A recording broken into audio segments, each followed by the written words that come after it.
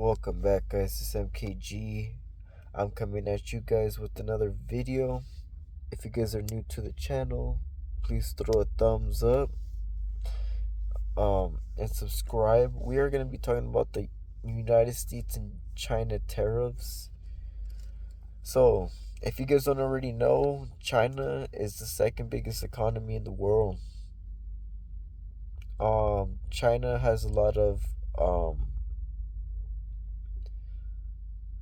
well, look, put it like this. They have a lot of manufacturing. That's why a lot of things you see are made in China and the United States. And with that being said, during the Joe Biden administration, I guess these tariffs were lifted, but when Trump came in, he put tariffs on China, which was charging China, more for what China's bringing into the United States. And then when Trump came into office, this, basically this time, he is basically asking to reciprocate. So, what does that mean? It means however much they're charging for an item out there, it has to be reciprocated back. Um, and that's hurting China's pockets because yeah,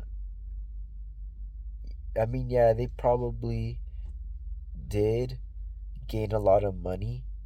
That's why, look, that's why it was so cheap for these Timu companies and these Shein companies, because their cheap labor they would charge in China. You could get like 30 things for maybe what, $25. Um and not really exaggerating. Timu really, they took everyone out of competition. Number one, because they knew what everyone liked. They studied what everyone liked. Every trend, they're all for it. So the thing is, you can't keep up with that.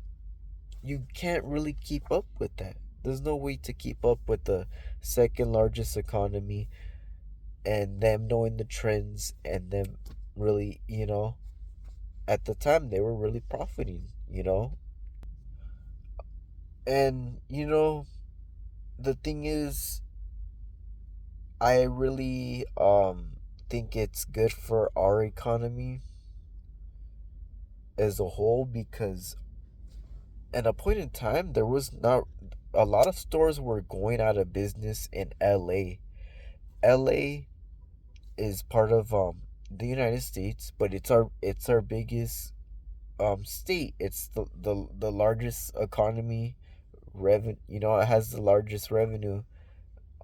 So once a lot of the stores on Melrose were going out of business, no one wants to pay $7,000 a month for a store, especially if no one wants to buy a $200-300 shirt.